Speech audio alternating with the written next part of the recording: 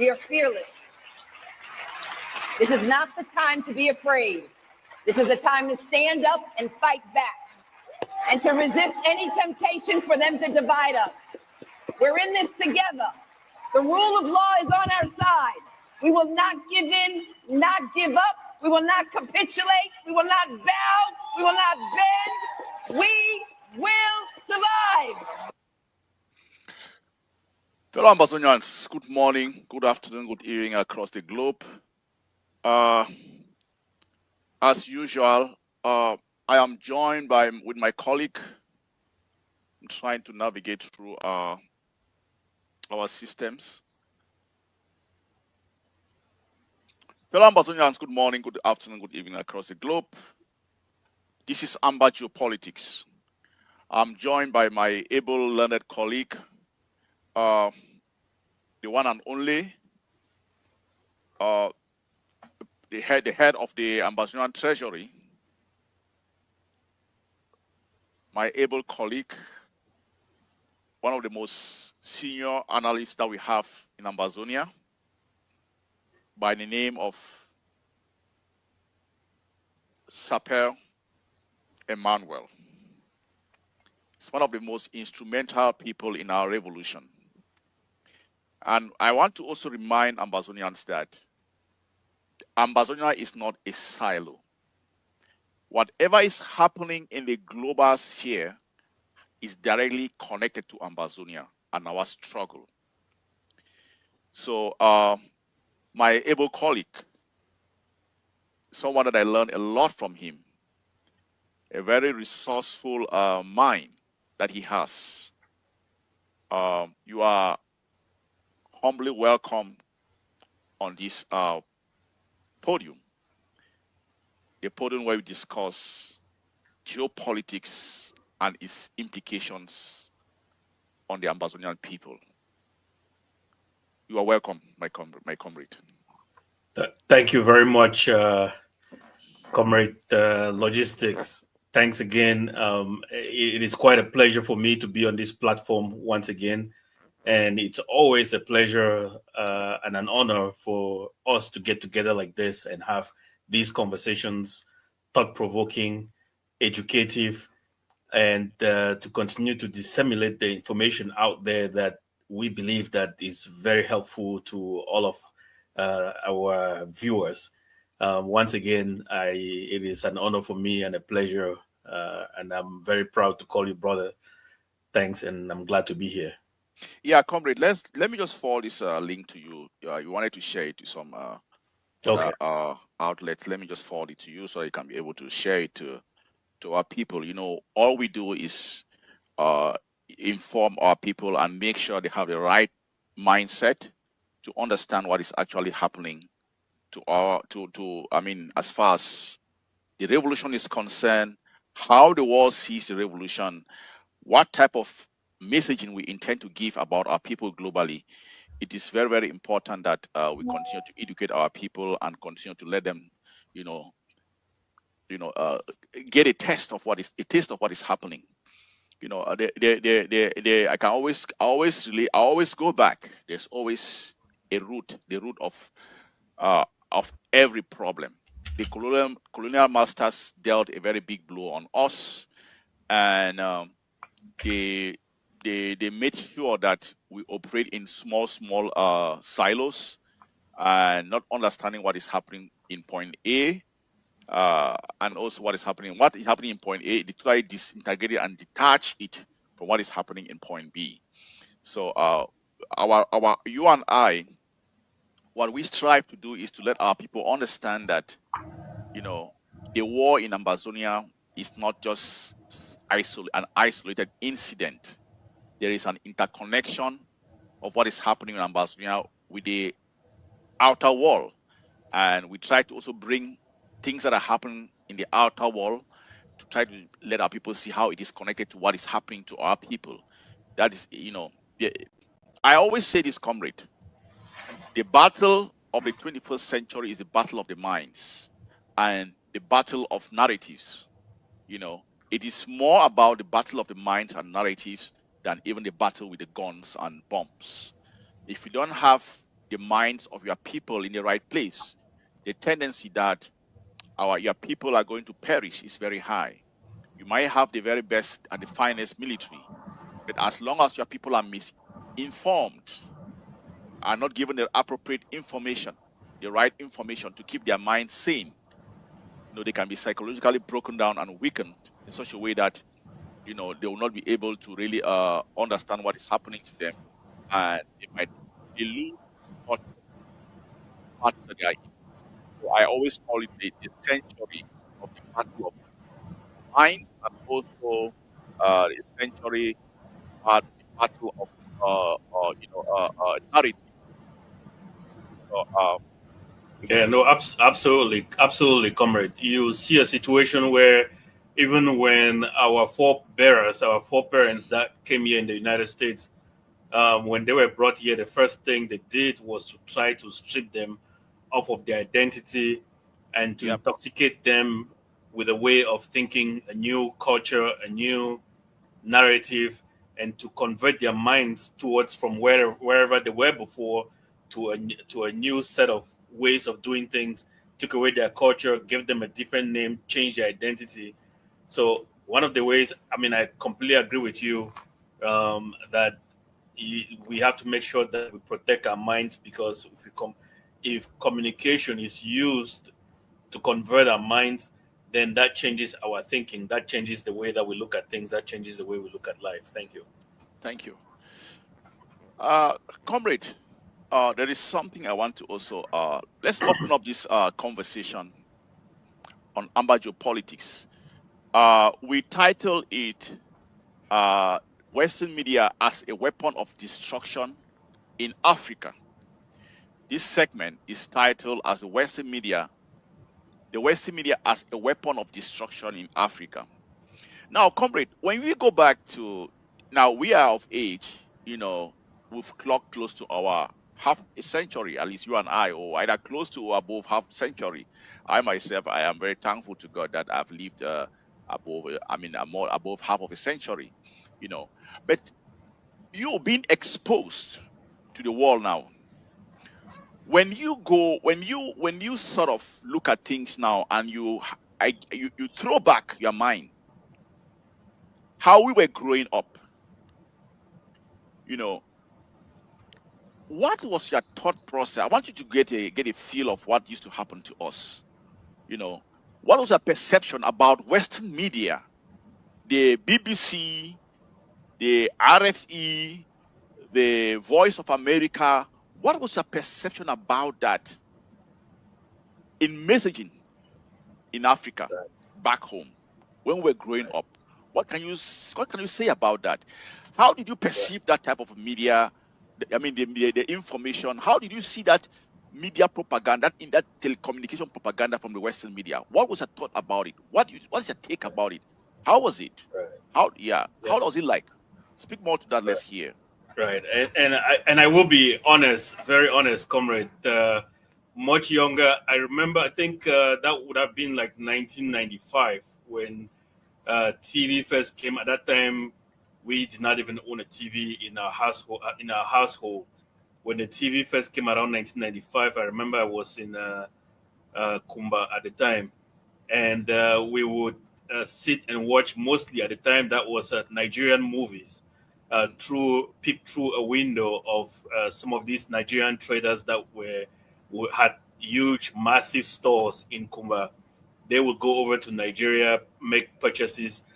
Those that were from Biafra, they would make purchases over there and come over to Kumba and sell. In fact, most of the Kumba market was all dominated by them.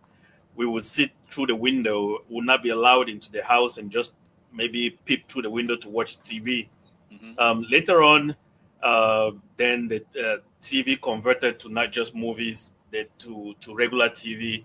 I remember when my father first bought his really not large radio, we would scramble to listen to what it would be saying. Most of the time, what would be online that would interest a lot of us were football, soccer, and would listen to that. There was Kwanka Joe, Zifo, and all of those real good journalists of back in the day. And I also recall when I said I'll be honest. Whenever you listen to like VOA Sunday mornings and also the BBC, Mhm. at the time you didn't have like cable television, but it was mostly that. What would come to mind is like these were the standards of news reporting. So whatever you were told, that was in fact the fact of what was happening on the ground. We believed everything that was being fed through these channels. Um, and later on in life, as things continue on national TV at the time, you would watch some of these broadcasts from overseas. Satellite TV started to come in, and everything that you watch, you believe that this was the truth because it was on TV. Whatever was on TV was the truth. Mhm. And later on, as the internet started to come in as well, initially there was also that belief that if it's a video on the internet, then it is the truth based on what was being displayed to you. So overall, communication networks that came in, like the Canal Plus, RFI, and CRTV, before we could even know what CRTV was all about. This was the time when CRTV will start somewhere, sometimes around noon, and will shut down at midnight. Mhm. Everything that they told us was what we believed was the fact, what we believed was the truth, and then subsequently you started to have all these other news channels that would come in. So that was the exposure that one had, that was the education that one was getting, that was the indoctrination that when I look back now, I see that one was getting. And that helped to shape your thoughts, that helped to shape your character and shape even culture and shape so many things based on the things that you're exposed to on television and listen to radio. Yeah. You know, because like my dad, I can remember my dad was always, he had a small radio. He was always on BBC, Voice of America, RFE and the rest. There are things that when we're growing up, when we hear certain things, the next thing is that have we heard from BBC? Have we heard from Voice of America? Have we heard from Canal Plus? And the fun is that our parents then and us growing up, you know, what came from Africa, the narratives that they shaped in what was coming out of Africa is what we took as gospel truth. They own the narrative, they control the type of messaging, and then there were Western folks who were giving those reports. But over time, you see how they decided to morph. They realized that them, as we we started understanding the game, they realized that them putting out that information, we will know that we'll start suspecting them. So what did they start doing?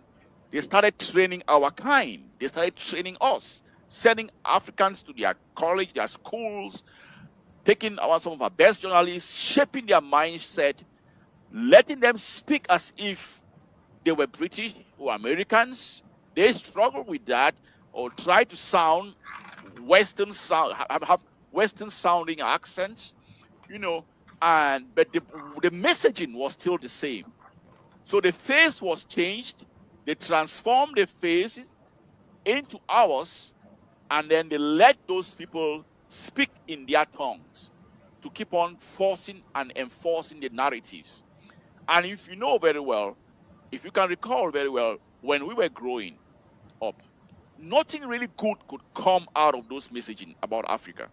All we could hear was war, hunger, and bad messaging about us. It was like a sad melancholy. That's what we heard. That's what we grew up in such a way that when something happens, the next thing you are waiting to hear from. I mean, not only us. That was a general perception about us in Africa. The next thing you were waiting to hear from was, what has BBC said? Have you heard this from BBC? Have you heard this from RFE? Have you heard this from Voice of America? If they have not reported something, you feel inferior, even if it is good. And what did you understand? My take was that they were selective. And the intent behind their messaging was a depressing type of messaging, a type of, they give you information that keeps you in a perpetual state of begging or miserable, you know. And most of the times you always hear wars. You felt hopeless in that Yeah, situation. yeah. That is Remember, actually what. Go remember, ahead, go ahead. even like I grew up knowing that Ethiopia, people were referred to as you are as skinny as an Ethiopian. That there was no food in Yeah. Ethiopia. That was Mhm. when Ethiopia was going through that drought. Then you Yeah. could refer to people like you're hungry as a Somalian. So Yeah. those were because of the imagery that you will see on TV. So, I didn't mean to interrupt you. Go ahead. No, you're right. It's not. The shocking thing is that it is not even over. I still receive adverts that they send on mailboxes, and on those those how to call it? I call it. Is it of refugee funds? On those pictures, you still see Africans with flies on their faces, skinny, begging, or an African mother holding a baby, and that that that particular perception is still up till this present day, is still current till today, and that has shaped the mindset of the global family on how to see Africans. It makes you to understand that no matter how wealthy you are, what is deep down in other races' psyche is that you are a poor person, no matter what amount of money you have. That has been injected into the psyche of the Westerners, the psyche of the Easterners, the psyche of the Arabs, that an African is a poor man, no matter how much wealth. Someone a Dangote with all the wealth that he has. I can assure you and bet you, if he goes around somewhere and even they talk about his wealth, it's like some people with some non-blacks will suffer what they call cognitive dissonance. They will still doubt it. Yeah, they will And sort of. You're right. Go ahead. notwithstanding the fact that Nigeria now has how many in hundreds of billionaires now. I Yep. mean billionaires like in the US dollars. dollars. Not yet. Exactly. Exactly. Yeah. And in addition to that, if you remember, even right here in the United States, movies were made. The black person was portrayed always as the criminal, Yeah. always as playing the role of the bad guy, while the West Asian would be portrayed as a terrorist. They would be the ones that would do the kidnappings and when you take over airplanes and those were the kinds of movies that we watch. I remember they had just growing up. We had just come out of that Vietnam era war, so most of the movies then were about Vietnam, where you watch like even Rambo, where Rambo goes and kills all these people, and the people that are portrayed as the bad guys, the evil guys, are the Vietnamese. So it is amazing how those images stay with you for a very long time, because that becomes your perception. That becomes how you see these people. That becomes how they see us. And finally, there are many instances where I have read comments online where individuals are talking about how when they were growing up, most of the time their parents would tell them, if you do not eat that you should imagine that there are a lot of hungry kids in Africa. So Africa became like the barometer for the measure of hunger. Or if you don't finish your food, there are many kids that are hungry in Africa. Kind of like that, because of that the info that the media is presenting to them. Let me tell you something that's very crazy. You know, I lived in Europe for a very long time, over a decade. Can you imagine that in one of my child's classrooms, there was a fund drive, and that fund drive was supposed to go to one African country. Do you know what one child stood up and said? That they should start to support my daughter. They should start by that. You can imagine how deep that perception is. They should start by supporting my daughter in class because she's from Africa, or her parents are from Africa, because she was born there. Yeah, she was born there in Europe. You get it? But they were saying, the children in class were saying that you should collect part of these funds and give it to my daughter because she is an African, she's black, and they are suffering. That is in the depth, how psychologically damaging the messaging and the perception was on a race of people. That's the danger. of allowing people to control your narratives. You get it? That's how insidious and how bad it was. And you know, my dad was like telling me, I was just talking to my dad recently, and he was like, you know that being with the current moment of exposure, we used to think that the Russians and the Chinese are terrible people because that was what was fed to us. Anything, it was ingrained in their psyche that anything Russian is bad. That's my dad telling me. Right. Anything Russian is bad. Right. Communist. Anything yes. They grew up knowing that it's a bad thing. They grew up knowing that, and yeah, that is the level, and all those things were ingrained in things like the media in Africa. That's my dad growing up. He spent nearly all his time listening to BBC, VOA, RFE. Those were the things that he does. That you can imagine, and not only him, people of his age, they were consuming that continuous bombarding and control of the narratives and shaping their mindset and making, pulling them away. Because now, back, what they hear about Africa is misery, poverty, wars. What they hear about the Easterners or Russians is something related to communism, how bad and dangerous it is. What they hear about the Arabs, they are terrorists. That is the perception. That's what we grew up. They gave us no space to be able to even analyze certain things for ourselves because they were controlling, using all those mainstream media apparatus to control our narratives and shape us to be something else. I call it social engineering, and that's how we grew up. You get it? So right. Yeah. And all the way to today, when they refer to China, most of the time they're like communist China. Yeah, people say. I was talking. My dad he's deeply analytical. He said, "Do you know why they banned TikTok within 24, 48 hours? They brought it back." I said, "No." He told me that the reason for TikTok to come back, it wasn't because the American government was sympathetic to the population because they were used to it. No.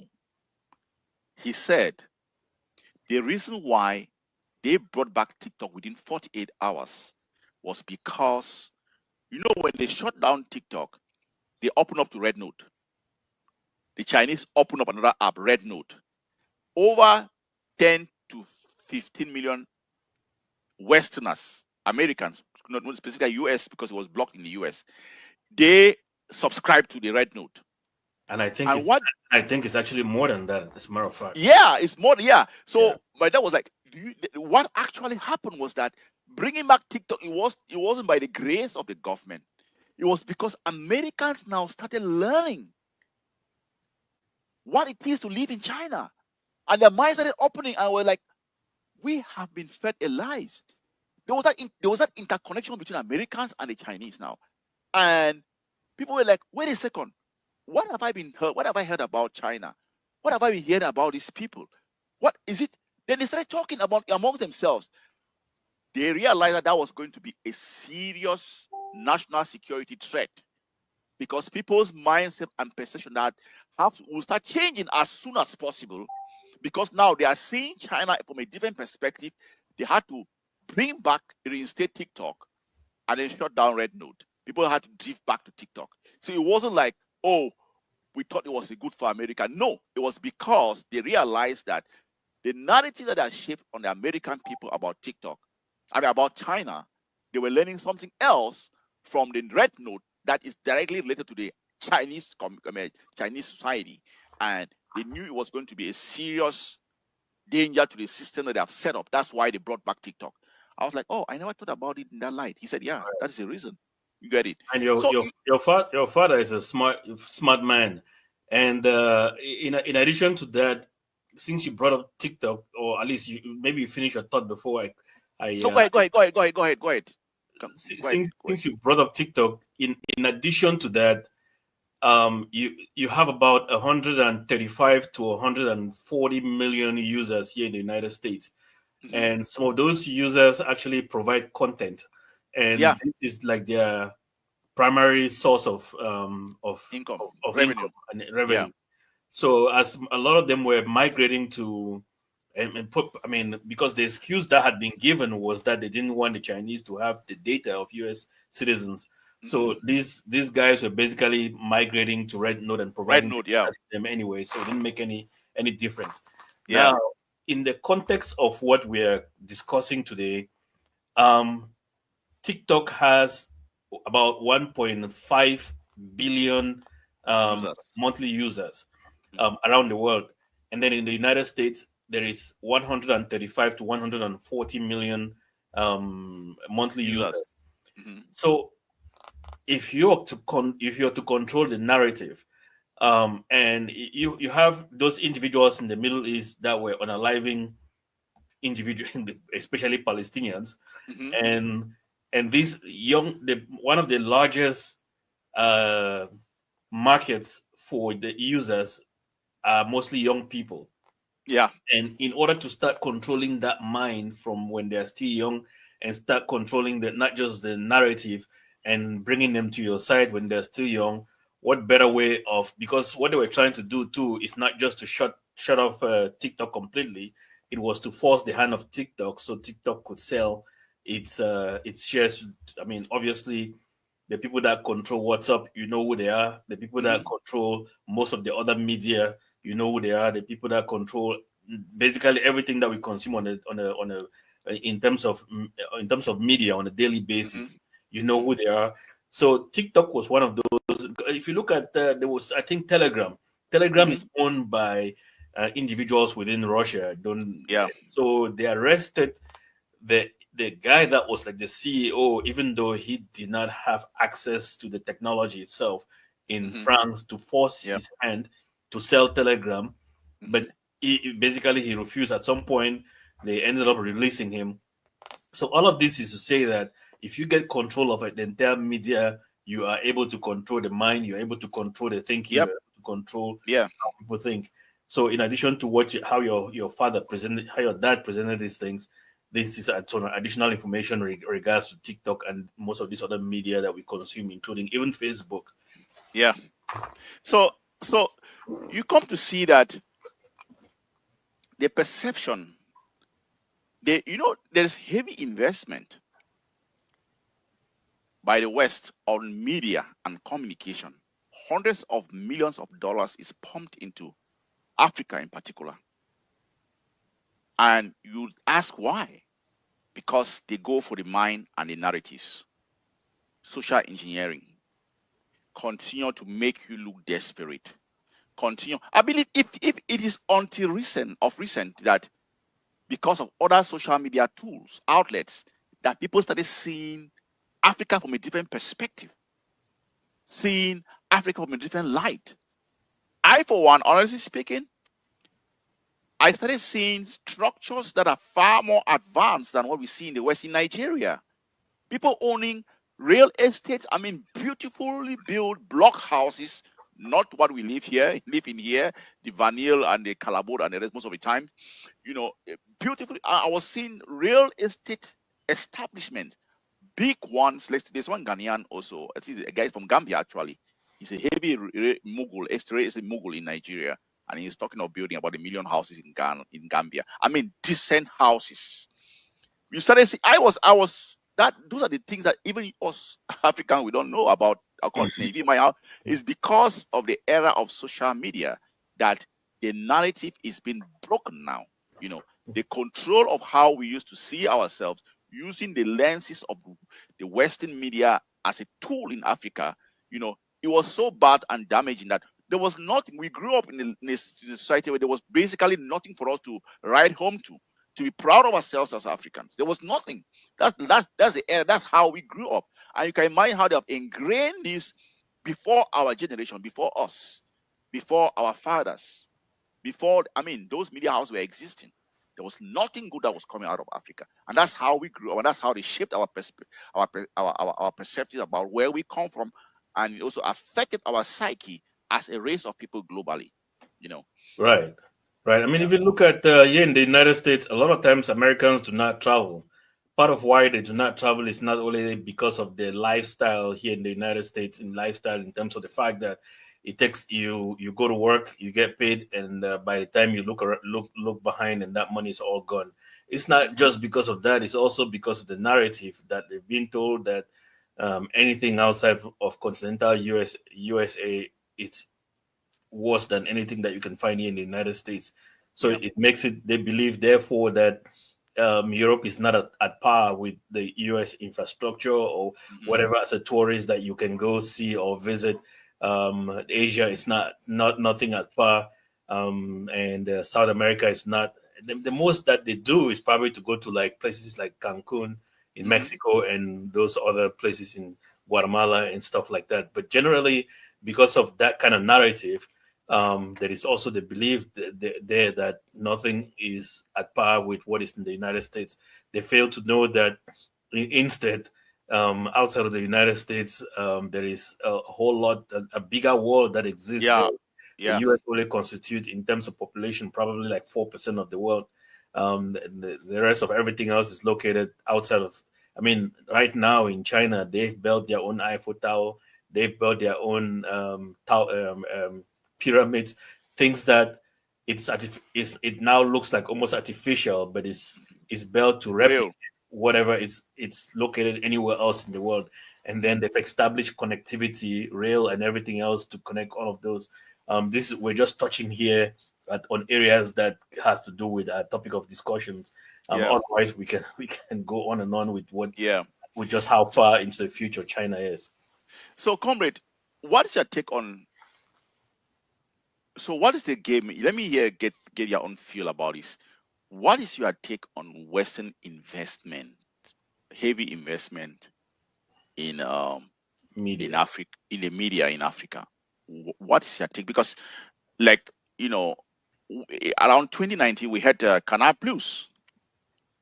They bought the heart. I can call it the heartbeat of Nollywood. They bought it strategically. So when you see such moves in Africa, when you see BBC Africa in particular heavily investing, they have heavily invested in BBC Africa. They are buying the Canal Plus buying the heartbeat of Nollywood, and there are other places like VOA. So what is I want to get your own perception about these moves that the Western communication apparatus I mean, they're supplanting of themselves and the spending of billions in Africa. What is the outcome? What's the take about that? Why are they doing that? One of the stories that I think I've told this before here on this platform was the fact that I got into an Uber that was being driven by a Ghanaian, and we had a political debate while on our ride, where this individual was arguing that Ibrahim Traore, he did this junta, he did a coup d'état, and that's not right. It is not democratic, and so on and so forth. The point there being that it's been propagated to us, I mean, told to us through the media and fed to us that democracy is the standard. Western democracy is this. So, and it is not only in Africa and in the rest of the world. What the United States has done is that it has created, using USAID previously before it got dismantled, but it hasn't really been dismantled. It's basically been restructured and put State under Department. state. Yeah, thank you. Under state department, put under state. So, but generally, what these they presented themselves as the United States Agency for International Development, and would make grants and provide funding for certain things. If you look at Equinox in La République du Cameroun, I think they receive part of their funding comes. I think this is what I've heard. I don't know if that is really true. I don't have the data on that. That part of their funding, and some of these radio stations come from issues or events like those.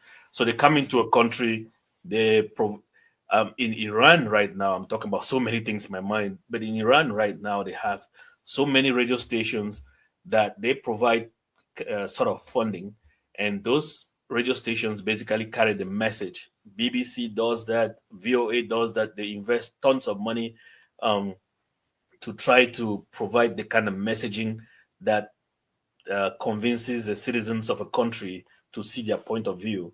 In this case, if you look at even what they were doing, trying to do with the AES, when AES was just trying to get its foothold on the ground, they were trying to present all of these media houses, non-governmental organizations, and stuff like that that was being sponsored by them. They were feeding in data, feeding in information into their media that were telling the people that these guys are not good for you. Basically, they took over power by force, so you should get rid of them, and so on and so forth. So they use the same kinds of system to do regime changes in many other countries, including even what had happened with the Maidan Orange Revolution. They try to do that in Georgia. So they come into a country. They sometimes when you listen to information like coming from Al Jazeera, you will not even believe who is behind or funding that, in terms of the type of messaging that is not even in favor of where in the countries or in the region where these media houses are located.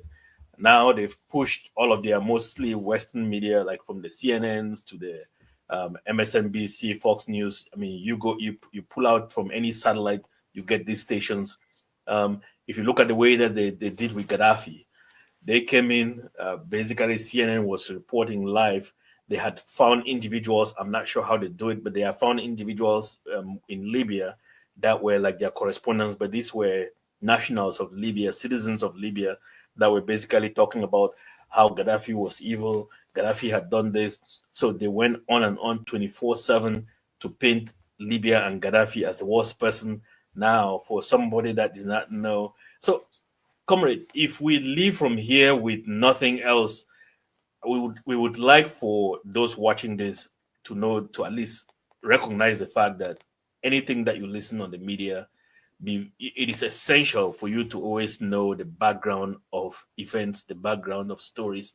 For like, if you take the Russian story, for example, where in the 90s they orchestrated the breakup of the USSR, and then you had Russian republics that then broke up, and then they basically promised Russia that NATO would not advance any inch closer to the Russian territory.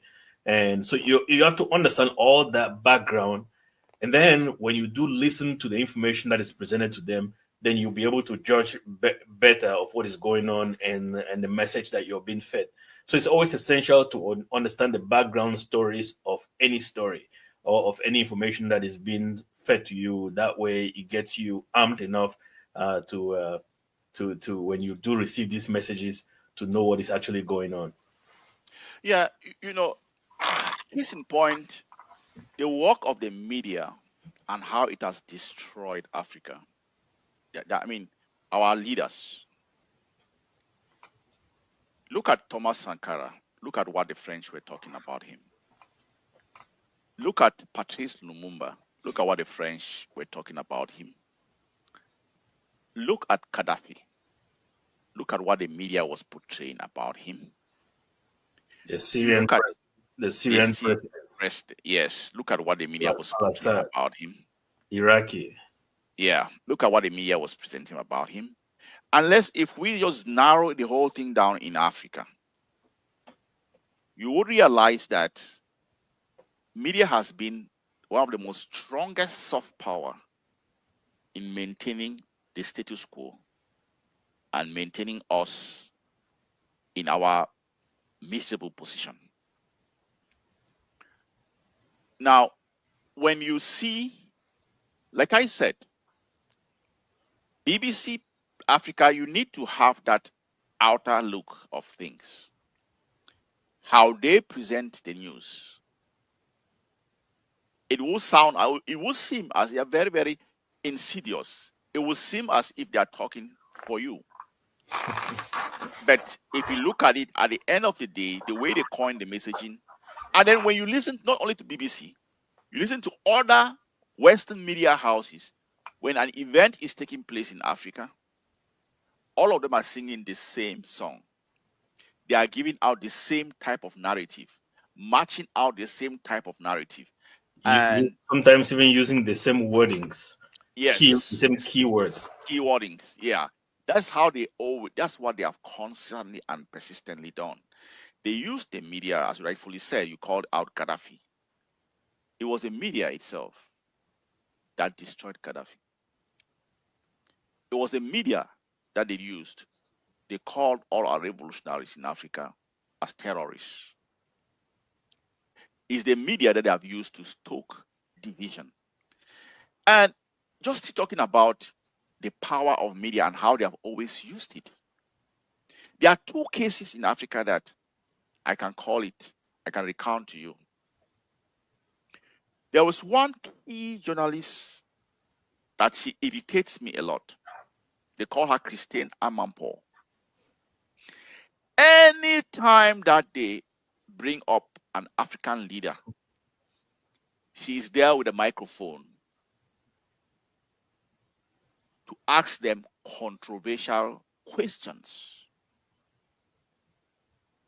to force their mindset towards the Western, social engineering structures. She is always there with a microphone on them, pursuing our leaders. The moment you see any new African leader come up, Christian Amanpour is there. And if you listen to the questions that she asked them, how denigrating those questions are, how condescending she is speaking to her. Exactly, speaking to the leader. Yeah. And sometimes it looks like, especially the French media people do this, where it appears that they have been sent by the government to get insight as to how that individual is thinking relative to their programming, their agenda. Yeah. So then would ask questions in that regard. Are you planning to institute your own new money against the CFA? Then questions like that. Meanwhile, it is not meant to educate the public, but it is meant to take feedback back to whoever their sponsors are. It not even appears, it is. That is, they are there because if you hear how they sync their messaging and what they are saying about, it is a program. It doesn't like appear. That's a program. It's been consistent across the board. No shade at it. We don't come to the West and impose African lifestyle in the West. We from Africa, we come from a polygamous setup. The West, that will be a topic for another day. We don't come with that perception here. They have their systems structured and made for them.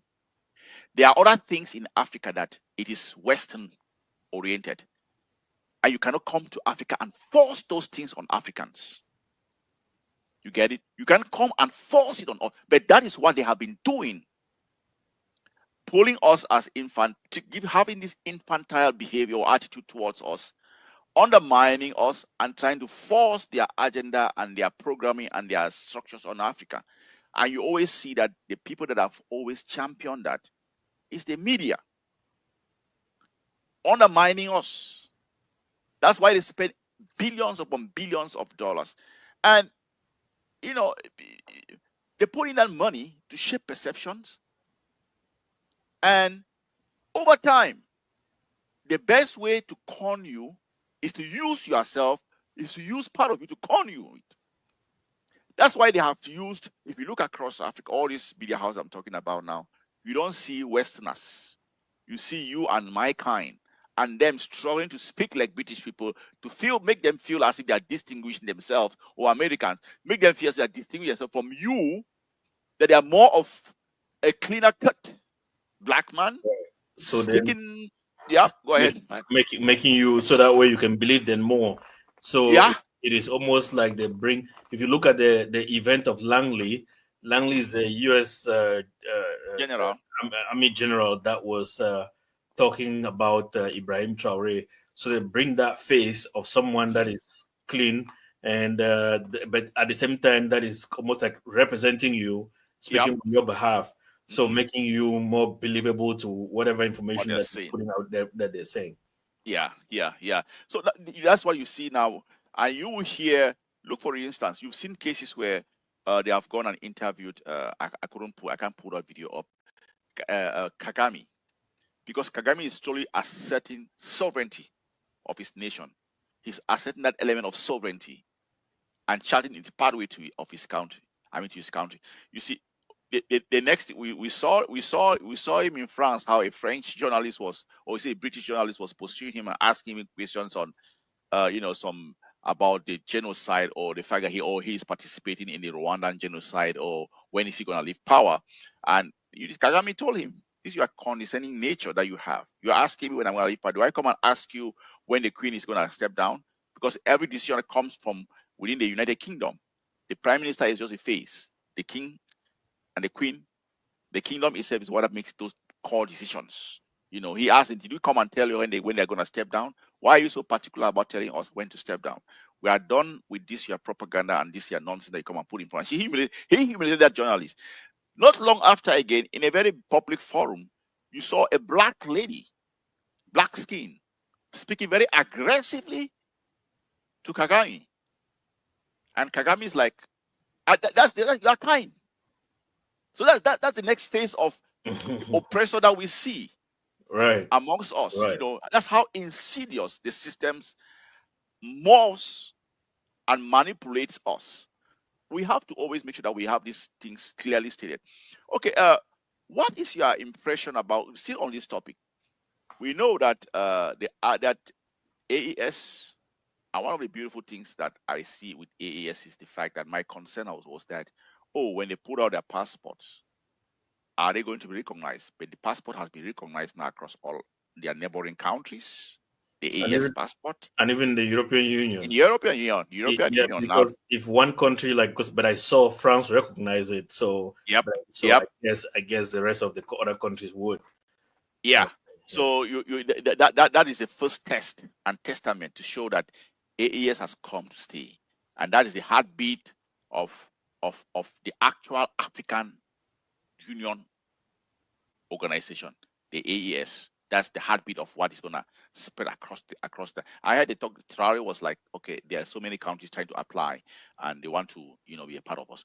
Okay, yeah. So, how has his attitude been towards the French media in his country, and why did he take that stance? What is your take about that?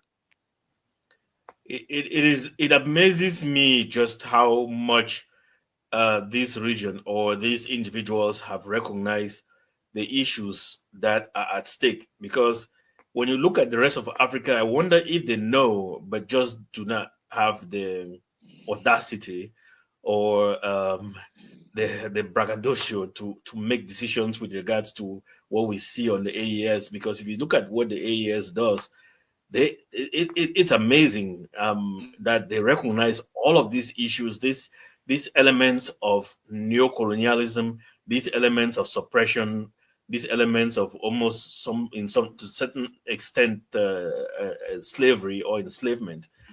Because when they took power, one of the first things that they did was to gradually and slowly ban these news agencies. And when that was not enough, you saw the non-governmental organizations were coming behind the scenes and kind of pushing a certain agenda. They banned them too. So anyone that has tried to push the agenda of the empire in terms of where it has to do with communication, trying to mislead, because most of the time when the AES management has banned those institutions, they've used the whole idea that they are misleading the public, which is true, because they come in. If you haven't been able to militarily take these guys out, haven't been able to do it through coup d'etat, what better way than to try to convince the people that these leaders of yours are bad or are evil, or they've done things that are not in your best interest, so that way the people then can revolt against them. Now the other day I was watching some individuals, whether they are paid agents of the empire. They were out there criticizing what is happening in the AES, but when asked for examples of what they didn't like about the entire fact of what they were doing, they couldn't come up with any specific reasons besides the fact that they are not democratic. Yeah, those are paid agents. You saw what happened in France. Some of them were protesting against Traore. Those are paid Ivorian agents. Those were paid. That small protest that you saw in France that they were trying to protest against Traore, they were paid agents from Ivorians. They could identify those people who were protesting in France against Traore as Ivorians. You know, I think you and I, we really have to go. Our next outing will be bad actors in Africa trying to stifle the advancement and development of Africa. That will be a whole topic of its own, a whole big topic of its own. So we just stay under the influence of Western media and their in the oppression and subjugation of African people, trying to control our narrative. Let's stay under this topic now. So yeah, as you were saying, sorry for the interruption. So that's why he had taken out most of those media houses, right? Right. Because, right. Yeah. Absolutely. And then they've instituted their own media houses that they're able to then, I mean, even though some of them claim to be privately owned, that they're able to push their messages. And sometimes it doesn't take you convincing people, but when you're able to do the things that the people are asking of you, then you do not even need to go out there and push your message, because the people will push your message for you because they are benefiting from what you're doing for them. I mean, look at what is happening in the rest of the world now. I'm seeing videos of things that they are saying that Traore, for example, has said or has done, but it is not really something that is evident that he has done. But because people are now liking the message that he has out there, liking the things that the AES is doing as a whole, liking that agenda, then they are together pushing the narrative on behalf of everything else that is going on. So sometimes it doesn't really take you as an institution or as an organization, as a country, being out there pushing a particular narrative. When you do the right things, then everybody else will do the messaging for you. Yeah, coming to that point, I just had a conversation not long ago from with a friend. He was like, some of these things. I said, I said, look, what you have to understand is this. If we Africans don't control our narratives, they'll write our stories for us. They have been writing our stories for centuries upon centuries. Right. We make no apology to put out our messaging. We make no apology. We don't need anybody to validate what is Afrocentric. We don't question other media houses or other groups of people in their media houses. We don't go to validate their messaging before it becomes a message. So we are now cultivating that mindset to validate ourselves, push out our narratives unapologetically. We don't need anybody to rubber stamp it to make it real. We put out our stories, we believe in it, and we move forward. We don't need any other person to come and tell us that this is how you're supposed to do things, or has this person validated it. Just like I think we were talking at the onset of this live, that something will happen somewhere, even around your backyard, but the next thing is you are holding a radio and listening. Has BBC reported it? Has Canal France reported it? And if they don't report it, you feel inferior because you think that the messaging is probably not true, or something is something that what you really experience. But because it doesn't come from those media houses, you will feel that it's of no importance or it's not relevant. And realize that the messaging that they give about it is selective and it's never positive. You and I can attest. You have not seen any major Western media house carry any story about Traore. The only thing you hear from are hit pieces against him.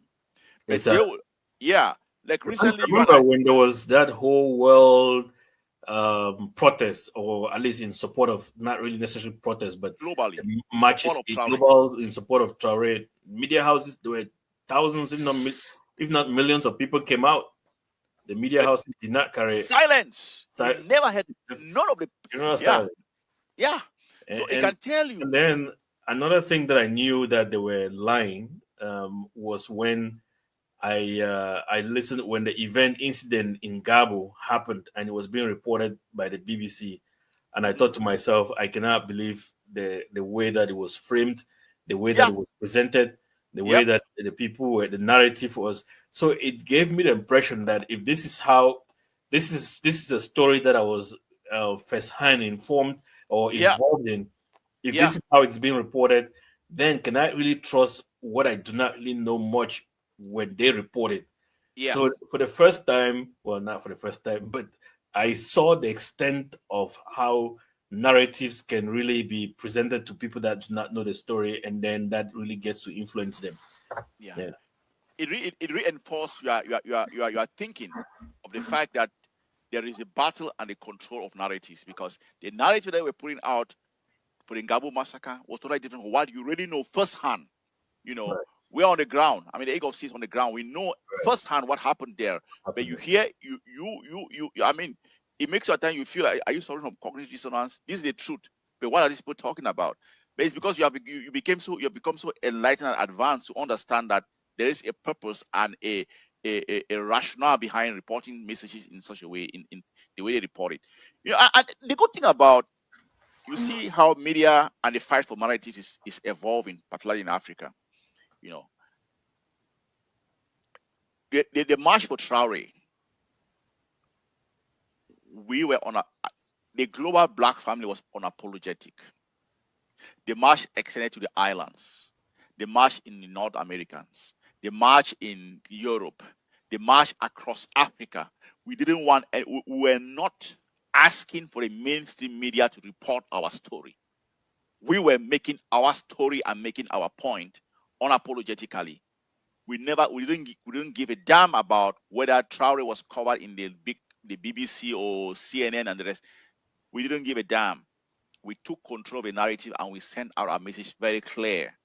And we are now acting unapologetically. We don't even give a damn about what the mainstream media, the globe, I call it the propaganda arm of the Western propaganda arm, has to say about us.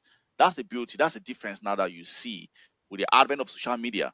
We can now be able to, you know, tell our story and take control of our narratives. Right. Get it? Yeah. Right. And then one thing that is slightly outside of this the subject of this conversation is the fact that I think that the Russian Putin especially cashed in some political capital with regards to Ibrahim Traore. That is to state that right after this match, the number of the volume of support that this individual got, and then you had the scheduled 80th anniversary celebration of the defeat of the Nazis during the Second World War comes up. The president of Russia sends in one of his presidential planes to bring the president of Burkina Faso onto Russia, and I mean, sometimes when planes are at a certain altitude, then they become vulnerable to being shot down. So during those altitudes, he's accompanied by fighter jets to protect him in that case. And then he's also and equally allowed to carry with him his firearm into Russia on certain locations. So then you see the relationship between these two men coming together, the support that Ibrahim Traore has around the world, especially among all of these communities, and then bringing in the Russian president who is presenting this guy at such with respect. I mean, he gives a presidential convoy all through the respect that he gets. I mean, so in that regard, I see that too, not equally as, I mean, from a political sense, not just a show of force, but equally a messaging that I stand behind this individual, and together we are literally fighting for the same thing: the independence of our decision, sovereignty, the sovereignty of our nation, the sovereignty of our decision, the sovereignty of everything that we do. In this case, and then the other thing too has to do with, if you notice, a lot of especially African Americans or Black people in general that have excel in their capacity on what they do, not in their arts, in discoveries, because it's a message that gets put out for kids. if I see that this guy is an inventor, they were the ones that first invented the airplane that flies, then I'm more prone to think that I could do this too. If this person can do this, For this is sure. probably a role model. So basically, they killed not killed, but they killed the entire narrative of the people that first flew the first plane, and then bring in what is today known as the Wright brothers. And meanwhile, the two black individuals, or the black individuals that were involved in the first airplane, when they were bringing their airplane to a show, somehow the plane disappears together with them. Yep. So, and it's not just only in that all those inventions that have happened over the years. You see individuals like Michael Jackson that becomes the top of the world Icon. class The icon of the world. Yeah. in music and stuff like that. Then they bring in to taint his image and finally get rid of him. And now his image is about that individual that was abusive to children. You Contested. see Yeah. Bill Cosby that presents this information to young people to make people laugh and becomes this other icon. Universities actually build a monument in his name, then they taint him, They tear him send down. jail, blah blah blah, and then the universities end up removing his statues that they had put in. He now is remembered for this. You see R. Kelly, you see P. Diddy, Malcolm X. Malcolm X. They were trying to force the narrative of the fact that Malcolm X was maybe a gay person, but I think and then even black Martin Luther radicals. King, Yeah. Martin Luther King was cheating on his wife. Yeah. All these things. Always. So at the end of the day, from a communication perspective, from a media perspective, from trying to frame the narrative perspective, you don't see now, you as probably a person of color growing up, you don't see anything that is good in someone of your own tribe. But when I say tribe, I mean the Skin grouping, color. skin color, and all of that. And so then it does not give you that eagerness, that spirit to kind of look forward or look ahead or look up to something that somebody has done, knowing that you too can do that. So I also thought that there is also an angle to that too that is worth mentioning. You make a point, because that is how the propaganda arm, the Western propaganda arm, I call it the Western mainstream media. That's what they have consistently done, and consistently undermined and undergot Africa and the black race globally. The power of media and how they have utilized it has really drawn us hundreds of years backwards, has shaped perceptions. As you rightfully said, that when they portray videos in some years back, they used to portray black Americans as criminals in medias or degenerates. And that same mindset, it doesn't stay only in the West. That's why it's shipped out globally, where you even see some of our Africans or black brothers and sisters going to the Far East. The perception they have about them is that they are criminals, or they are primitive, or they are, it still sticks. That's the power of media. And that is why they have constantly been maintaining us in that perpetual state of, helplessness in Africa. The peak of this conversation, comrade, you get some noise coming up from. Yeah, I just intended to say one other thing, but not. Go ahead. Because you mentioned video and you also mentioned Nollywood, there is a working relationship between the CIA, the intelligence agencies, and Hollywood itself. A lot of these movies that you see, especially these movies that have to do with action and military and warfare and so on and so, that is when some of the prototype of equipment gets introduced, and not just the prototype, but equally it all portrays America. In this, you go to an American movie like maybe Transformers, and you see the things that America does to fight, how it presents itself fighting an enemy and defeating that enemy, and how powerful it is. You see a video where they go to Afghanistan, they land, they get rid of all these terrorists, and so all of that is all propaganda meant to create a perception of the power of the nation. Of a nation. Yeah, and also Cowboys also, cowboy movies also. They always like, Cowboy yeah. movies. Is exactly, and all of this might not necessarily be the case, because most of America's war, if you look at from even the First World War, you go to the Second. Well, not the First World War; they were not there then.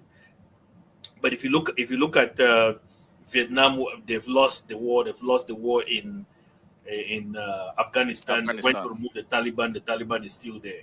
They went to fight the Vietnamese. They finally lost the war. They lost the war. Perhaps, I mean, all of these wars they've really never won, because if you look back there, the only thing that they did was a bunch of chaos and just bomb. The objective was not accomplished, but they killed as many human beings as possible. So, but that's not how you win a war. You don't win a war by just killing many people. Yeah, bringing still the power of media and what it does. We are at the peak. Comrade, it seems from noise is coming from your end. You silenced it at one point in time. I think it was coming out at one point in time. Okay, good. It's better. I can't hear you now. Can you hear me? Yeah, I muted myself for now, but I'm gonna. Oh, okay. Sorry, that's fine. That's fine. It's okay. Yes. No, let's go ahead. I mean, it's clear. There is something that I want also to touch on. It's very critical. This is the peak of this video that we are making. The usual suspects. What is coming in within the AGOVC organization? That the BBC Africa is preparing a hit piece, a documentary on our leader. The purpose is because they want to project a certain narrative about him, and knowing the history of media houses like BBC Africa and the messiness of such media houses, their intent is because, look, Ambazonians should understand something. We have overcome a lot. Ambazonia is riding in a different level now. Small as we are, the footprints that we are putting in this world, unapologetically, it is so strong. That's why we are not only facing resistance just from internal resistance, we have now international resistance. And we are overcoming that. That's why the president of the AGOVC is in the dungeons of Norway without any crime. Because if they had a case against him, they would have judged him, tried him. We have gone, this is to let Ambazonians understand that we have gone international and we are on the forefront of the battle for our nation, the heart and soul of Ambazonia. Now, when you start seeing the usual suspects like BBC, because we've gotten word from within the AGOVC that they are trying to, as we speak, make a documentary on Ayabacho and the AGOVC. What messaging can you give when you hear them going to that land? Now, with this coming up, what can you say about that? Because it is we have it from very credible sources that they are prepping a documentary on the leader of the AGOVC, Dr. Ayabacho. With the current happenings within the AGOVC and the fact that they have unjustly and illegally detaining him in Norway, and now you're hearing that BBC intends to make a documentary about Dr. Ayabacho, what should we be expecting from what they're gonna put out there? And what should we be telling our people if such a hit piece comes out? Come on, you're on mute now, I'm sure. Sorry. Absolutely, Corporate. That is a very good question. I think, like you said, we're operating on a very different level. We put out a cryptocurrency, a digital currency before. Now you have like China, who has now put out a digital currency. I'm telling you this because not you, our viewers. I'm telling you this because the AGOVC has always been the standard bearer, has always been the pace setter for events that happen in terms of change, of being of having a magnitude that is like seismic, of making change that could even put a footprint that changes the world as a whole. So Yeah. they know it. They know that institutions like the egg of sea. If you look at the president of the Ambazonian Governing Council, this is a gentleman that didn't start this fight today. He has been struggling for not just for fairness but for the independence of Ambazonia for over 30 years now. From Yep. when he believed that organizations like the SDF will carry us forward, and when he realized that those individuals too will fail us, he continued the fight throughout to today. He had continued the fight. So that would be the image of what we present as the president of the Ambazonian Governing Council, not Yeah. whatever anyone else is to present. Yeah. Traditionally, you've had individuals like freedom fighters that have gone to jail, and when they had emerged, they have had some bigger political capital because the community now recognizes them as this fighter, as this revolutionary leader. So a lot of times institutions like that will try to come to try to remove some of that kind of value that these individuals carry with That them. currency, yeah, That political and diplomatic currency that the person Currency. carries. Exactly. And traditionally, some of these organizations have not recognized the fact that they like to use the weak links in order to foster their agenda. When I say use the weak links, they go into a country, look for someone that can easily fall as a prey, and follow their agenda, and then would use that person and make them the leader of that country, and they become a puppet. But as you've seen with the leader of the Ambazonian Governing Council, whatever he has been promised, he's turned it down, fighting for the independence of of Amazonia, fighting for the people of Amazonia. So this is not someone that just started yesterday. He's been on the fight time immemorial. Even when they've tried to kill him in Ground Zero, he's escaped, gone to Europe, come back to Ground Zero, set up strategies to continue the fight, and then gone back to Europe to try to push for diplomatic offensive. Went to school, study events that would help in the fight, not just say focus on something different like chemistry or physics to benefit himself individually, but focus on events that on a discipline that would help to continue to push the fight. So he has always been a fighter. Now you could have media houses that come out to try to paint him differently, but this is the image of the person that some of us that are sitting here know. So I didn't know if you wanted to add something to that to this conversation. Yeah, no, like we said, the usual suspect, BBC Africa, they have never, even at my young age, I've always been looking at them sideways. They'll come to, they'll smooth you. One of the most cunning people in this world, extremely cunning and sly as a fox, are the British. They are extremely dangerous. We hear about the US, we hear about the most sneaky, slimy, cunning people on earth are the British. The whole world is in turmoil because of them. You get out, the whole world, the entire world is in turmoil because of the British. That's why I'm saying, even if you look at their media, they'll come and pretend as if they're part of you, but their intent, the outcome, they are worried about the outcome. They might put out a hit piece about Dr. Yabacho, first pretending as if, they'll try to score some points around him, brownie points around him, but the end goal, the outcome of their messaging will be to portray him as a bad person or try to smear his character. We know that, and this is a valiant, this is a cry for the Amazonian people that your leader. He is sitting illegally, unjustly detained in Norway without any case.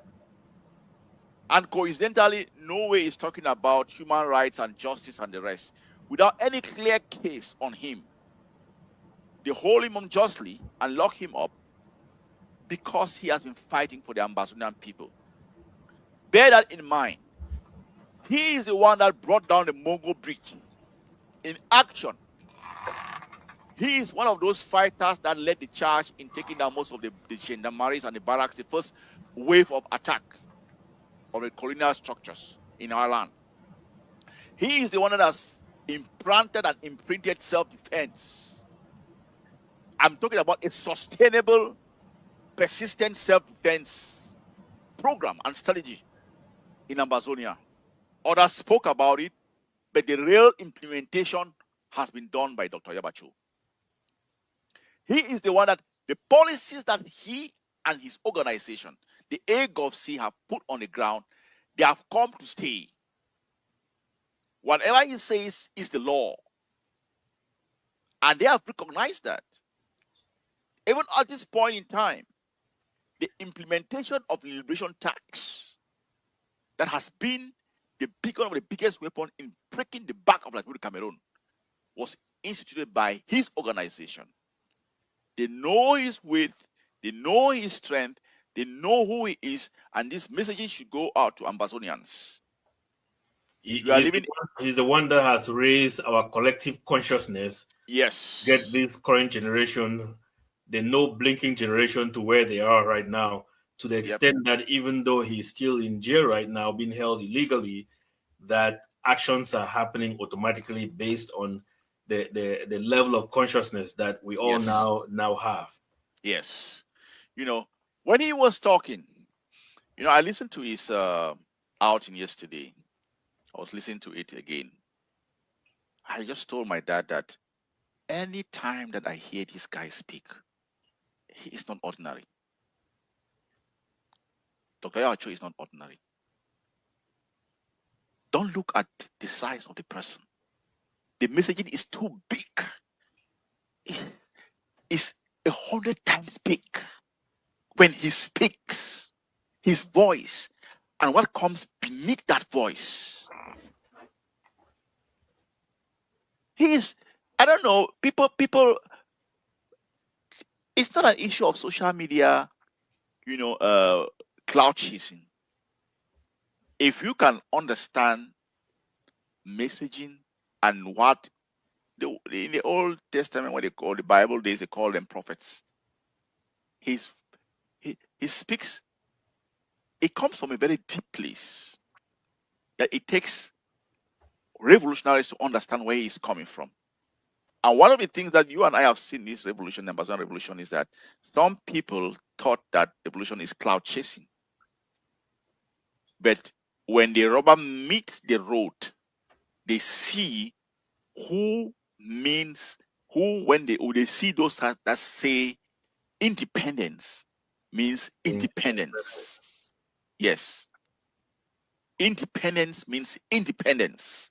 He has stood on that, still standing on that, and will stand on that. So to Ambazonian people, when you hear any type of strange hit piece that comes out, you know Dr. Yabacho. We have lived with him all this while. You know his history. It's until recently that he has been jailed that some people were like, oh my God. So all the lies we were fed about this guy, if he were not that important, why are they jailing him? Why are they holding him for? Why? You get it?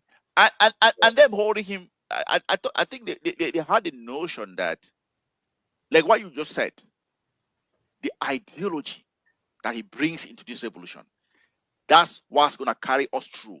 If not this generation, the generation to come, it's been implanted.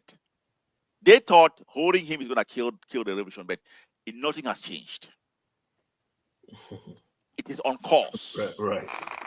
And right deep in the dungeons of Norway, he still commands that power. Right. Yeah. So when you hear the hit piece that the BBC is intending to put out against him, we know where the BBC is coming from. We know where their mindset is. And we know that traditionally, what they have been doing in Africa is not going to be different from what they are going to try to do to CIE, the CIC of the AGOVC is not different from what they have been doing across Africa. Smear campaign, pretend as if they are going to say something nice about him, but the outcome and the messaging will be something totally negative to blur his image and try to indict him in their documentary. We know that game and we understand it. We see game when it's coming, and we'll confront it squarely, unapologetically, without fear. My comrade, you know, it's true that when you get to a certain point in time in your life, you realize that the biggest thing that holds human being is fear. Once you overcome fear, very few things can stop you. Absolutely. Like, I mean, previously, when you heard a gunshot, people would run away, and now in Ambazonia, that's that's like a That's a joke. norm. That's a norm. That becomes a norm. Nobody's afraid of that anymore. Yeah, you and I sitting here, you know, there's one thing, you know what actually happened to me when they came, you know, I told myself, like I sit here and I'm talking to you. I said, people were like, oh, my friend were like, maybe they have bought your house, maybe they have put there, maybe I listened to. I said, let them listen. I want to find a microphone and let them put it in front of my camera. Let me talk to them. I am not afraid to die for my people. We have raised kids, young kids who would have lived to extend their generations, die in our hands. In an old person like me, why am I afraid? But once I realized that overcoming fear to fight for something that is just is the most noble thing that any man can do in his life. And a lot of us have, from the age of have risen to that level. People in other parts of the world, the Che Guevaras, the Hugo Chavez, and other people, they did break past that barrier of fear to be able, the likes of Thomas Sankara, and he said, a normal person, a revolutionary should have a certain degree of madness to be able to achieve the outcome of the revolution. So to the Ambazonian people, we want to let you know, overcome fear. Get out of that level of being frightful, of being afraid. Stand up unapologetically and take what is rightfully yours. In no occasion or no circumstance whatsoever will your freedom be handed to you. It has never happened in the human history. And it will never happen. You seize your freedom. Get out of the space of being afraid. You can only succeed in what you want when you overcome fear. You prolong what you have, real genuine freedom, when you stay in fear and misery. When you get out of their frightfulness of being afraid. You can be afraid when you are stealing someone's thing or you are taking something that does not belong to you. But if something is rightfully yours, as a human being that breathes, you should overcome the fear to take what is yours. We are taking what is ours. That's why you and I sit and we can stand anywhere to fight for what is rightfully ours.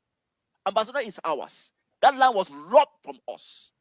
And we cannot allow our future generation to be railroaded into oceans, into seas. Some of them have died across the Atlantic. Some of them died in South America trying to look for place where we have the most beautiful land in Africa. We will not hand this to our future generation. So our people should understand, when the hit piece comes out about our leader, know that it is a work of the Western propaganda, the BBC, the sneaky, sly fox British people who try to stain him. They'll talk as if they are saying something favorable about, but the end goal and the end result will to portray him negatively, to blur his image, to dampen the moral and psychological currency that that man carries. That's what we should be expecting. And you and I, comrade, and all our communicators across Ambazonia, we are ready for them. If they produce a documentary, we'll go heavily after it, unapologetically. Nobody speaks for Ambazonia. Only Ambazonians speak for themselves. That's one thing you have to understand. That mindset and that mentality have that, oh, the Western media has said something. No. They are never for our own good, and they will never be for our own good. We should know that. That perception that we used to have, like you and I started talking about, is that unless there was a time that until we hear from CNN, BBC, VOA, then it means a thing. You know, when this vision started, but like, why not showing CNN? Why is not showing? It will never happen. Right. It will never happen. Own your narrative and fight for what you belong, what you own. Don't expect that one day in CNN or BBC. No, they will not show those things. They always show the negative connotation of it to suit a particular narrative and to suit a particular agenda. Yes. So our people should be aware and cautious. Anything that comes out, they have never pointed the enemy and all the atrocities that's happening in our land or call our Cameroun government. That's always been, they play around with it a lot because they know the reason. They keep those puppets, as you rightfully said, to continue to siphon us. Yeah, and that's what they did. They've gone around and looked for chiefs that will become part of their puppeteering, and then given them positions of leadership, created what they're requesting as they're talking about a House of Chiefs, thinking that that's a level of decentralization or autonomy. They think that we are foolish. When we are not stupid. When you hear these messages about our leader, think about what he's been fighting for. He stood firm, and we all will continue to stand firm. So the motherland or death, we shall be victorious. Yeah, we shall be victorious. Overcome fear, Ambazonians. Overcome fear. Get out of it. You are taking what is yours. That's the first thing that we have to inject in our people. Right. It's our land that is stolen from us. All of them are foreigners in our land. They speak a foreign language that we don't understand. They are robbing our land, creating villages, bringing in their people from their own land to come and inherit the best parts of our land. That's robbery. Impose their colonial language, controlled by France, to come to our land and dictate how we're supposed to live. We live like beggars in our own land. Ambazonians, we should always remember we are fighting for what is rightfully ours, our God-given right. Don't fight and be afraid wherever you stand. Fight tall.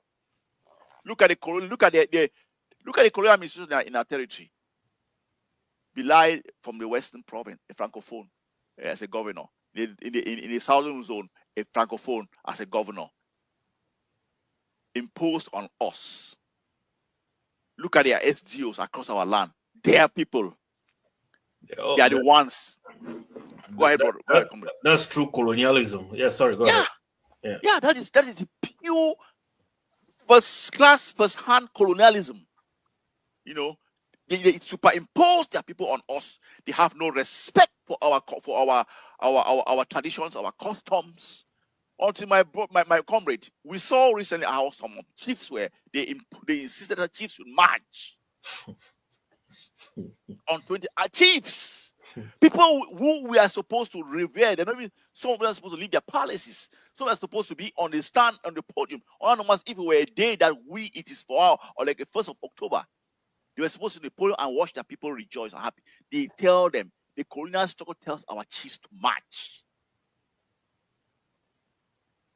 And the colonial structure is trying to carve chiefdoms or foredoms in our own land.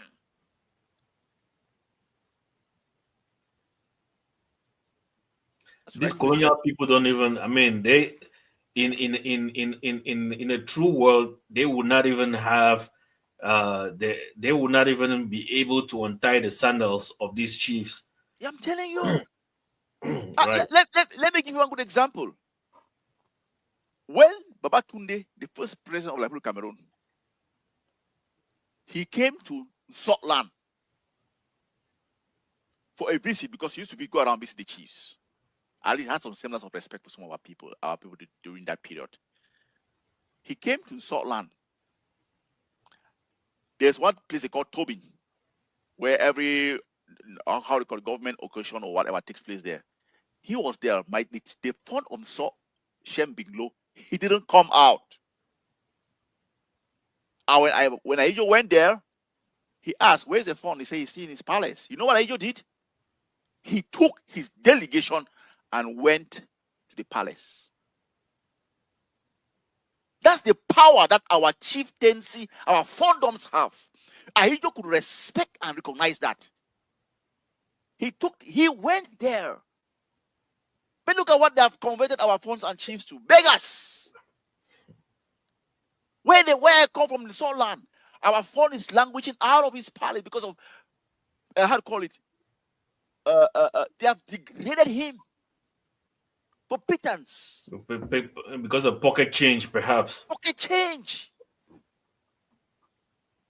That's how they don't care. That's how they have degraded our land. These are individuals that are not even fit to be in the presence of these funds. Let alone to the extent that they are giving orders to the funds. I'm telling you, they're not even supposed to even stand they're supposed to far away from them. The president came and he could not even sit during that era when Aito came to Solan. He could not sit with the fund. The fund was on his throne. Aito had to go and sit somewhere away from him to talk with him. That's the power that our fondoms carry. But look how they have desecrated it and have converted our people to be beggars in our land. That's the level of, how call it, disregard for our culture and traditions. For our culture and tradition that they have for our people. We should know why we fight, Ambazonians.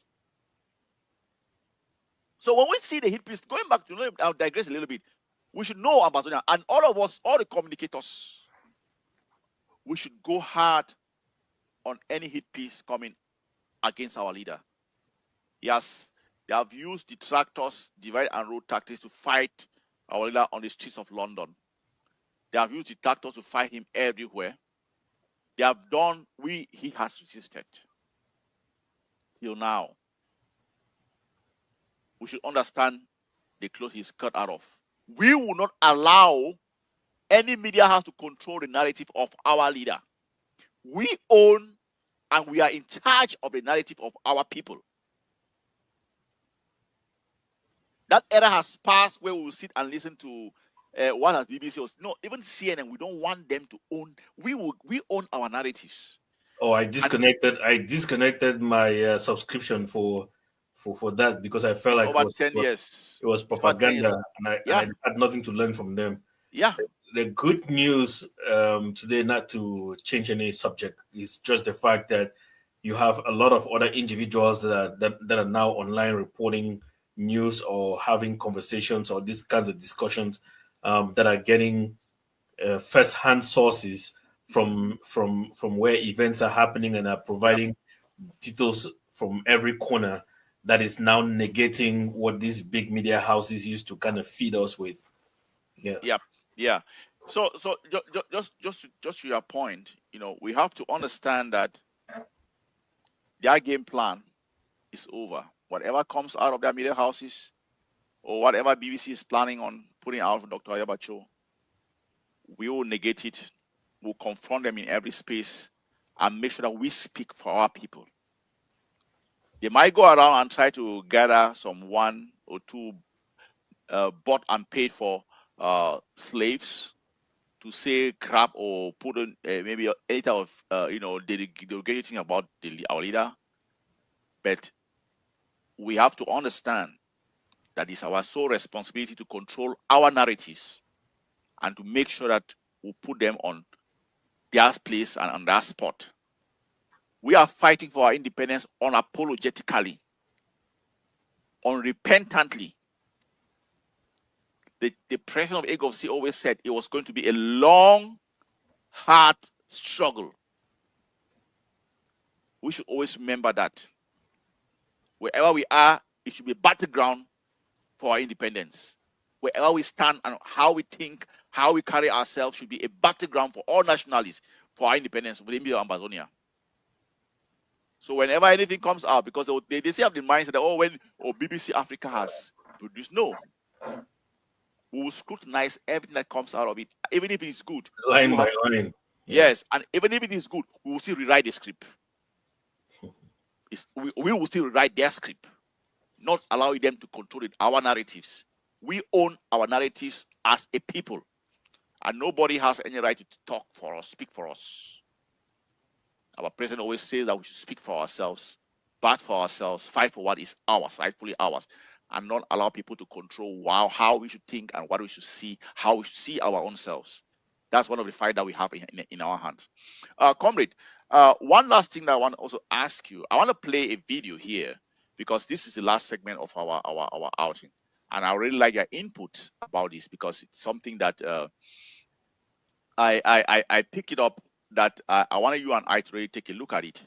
Let me bring it up to the screen, and then you and I we'll listen a little bit to it. You and I can talk more about it. I would like to hear your own take about it because it still relates to geopolitics.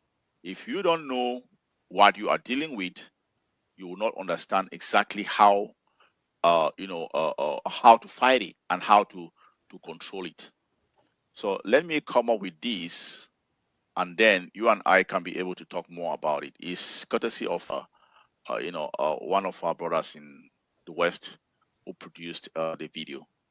So yeah, the African News Channel that produced the video. So I wanted to make sure that we get a portion of it, we listen to it, and then you listen to it very well, and then I want you to get a sense, because it still relates to what the Western media would try to portray us and try to, how they have been used as a weapon. And we'll see. I want to also talk about, because this video also addresses something that's happened to in our revolution that you also go into it. So let me play it and let's hear what we have to say.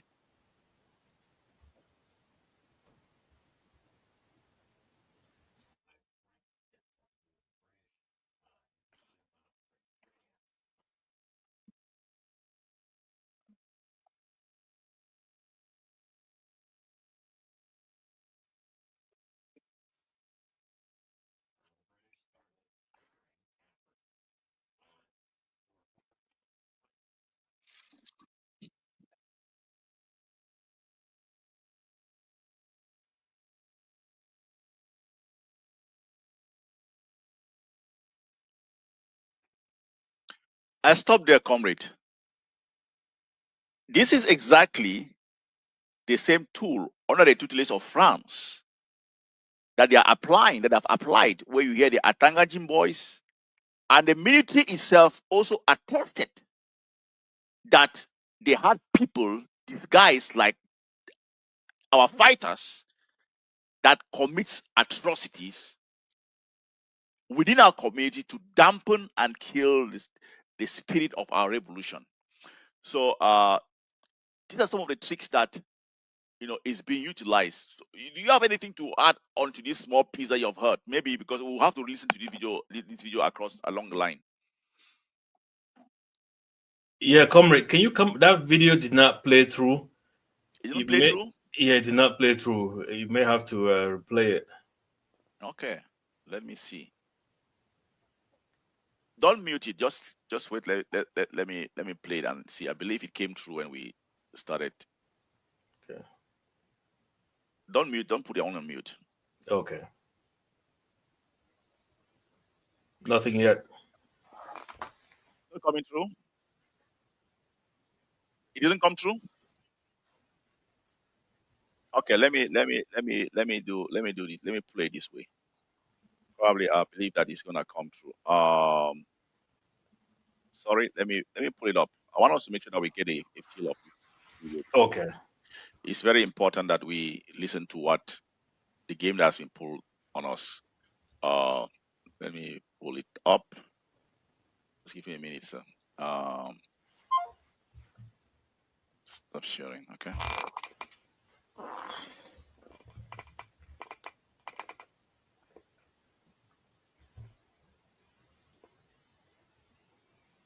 Okay.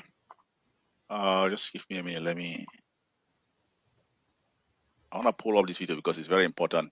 It relates to what we are talking about. Okay.